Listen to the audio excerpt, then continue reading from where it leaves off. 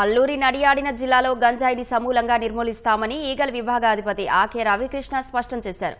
గంజాయి సాగు చేయకుండా డ్రోన్స్ పర్యవేక్షణతో పాటు రవాణాపై ప్రత్యేక నిఘా ఉంచుతామన్నారు.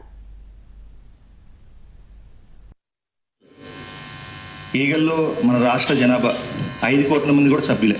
ఈగల్ అన్నది ఒక ఉద్యోగం కింద కాకుండా మేము ఉద్యమం మాదిరిగా చేయబోతున్నాం. అదేవిధంగా ప్రతి తల్లి కూడా మా బ్రాండ్ అంబాసిడరే. ఎందుకంటే ఇంకొక విద్యార్థి నష్టపోతే ఇంకా మన భవిష్యత్ తరాలు నాశనం అవుతాయి. మనకి ఈ మాదక ద్రవ్యాలు అనేవి కంట్రోల్ కావాలంటే ఇంకా ఇంటి నుంచే స్టార్ట్ అవ్వాలి.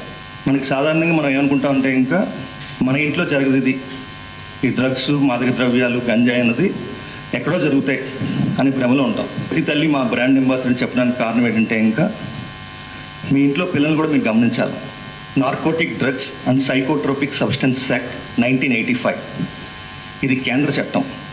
ఈ చట్టం చాలా కఠినమైన చట్టం. NDPS చట్ట ప్రకారం డ్రగ్స్ తీసుకున్నా, డ్రగ్స్ సప్లై చేసినా, సేవించినా సరే అది కూడా నేరమే. సప్లై, ట్రాన్స్పోర్టేషన్ మాత్రం నేరాలు కాదు. వాళ్ళు కూడా NDPS చట్ట ప్రకారం శిక్షార్హులు. సుమారుగా 1 సంవత్సరం పాటు వాళ్ళు శిక్ష అనుభవిస్తారు. అదేవిధంగా NDPS చట్టంలో 1 నుంచి 20 సంవత్సరాల దాకా శిక్షలు ఉన్నాయి. మనకి సోర్స్లోని ASR జిల్లా ఉంది, అల్లూరు సీతారామరాజు జిల్లా. అల్లూరు సీతారామరాజు నడిచిన నేల చాలా పవిత్రమైంది, మన్యం ద్వారా. ఆ నేలకి ఇప్పుడు మనకి గంజాయినో తెగులు పట్టుకుంది. ఈగల్ ఆ తెగుల్ని మొత్తం వదలగొడతాం. ఈగల్ క్యాంప్స్ పెడతాం.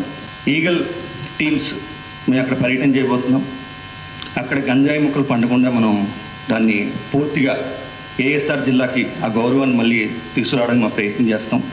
అల్లూరు నడిచిన నెలలో ఈ గంజాయి సాగుని 80% కొనసాగనివ్వం. ఈ గ్రామాల్లో కూడా ఎక్కడెక్కడ గంజాయి పండుతుంది డ్రోన్స్, ఎడ్రిన్ శాటిలైట్స్ ద్వారా కూడా పరిశీలించడం జరుగుతుంది. ఈగల్ క్యాంప్స్ ద్వారా అల్లూరు సీతారామరాజు జిల్లాలో ఉన్న ప్రతి చెల్లిని, ప్రతి తమ్ముడిని కూడా మేము మోటివేట్ చేస్తాం. అదేవిధంగా సోర్సు, ట్రాన్స్పోర్టేషన్, నెక్స్ట్ ట్రాన్స్పోర్టేషన్ మీద కూడా చాలా ఎక్కువ నిఘా పెట్టడం కోసం ఇప్పుడు మేము ఈగల్లోని మంచి టీమ్స్ ఏర్పాటు చేయబోతున్నాం. చిన్న చిన్న వాళ్ళు దొరుకుతున్నారు, వెనకాల ఎవరున్నారు, కింగ్ పిన్ ఎవరు. సో వాటి గురించి కూడా అధ్యయనం చేయడం కోసం, వాళ్ళ దాకా వెళ్ళడం కోసం ఈగల్ మన పోలీస్ స్టేషన్ కూడా అలాగే మనం ఫామ్ చేయబోతున్నాం. రాష్ట్రంలోని ముఖ్యమైన కేసులు ఆ పోలీస్ స్టేషన్ తీసుకోబోతుంది. వాళ్ళు బ్యాక్వర్డ్ లింకేజెస్, ఫార్వర్డ్ లింకేజెస్ అంటారు.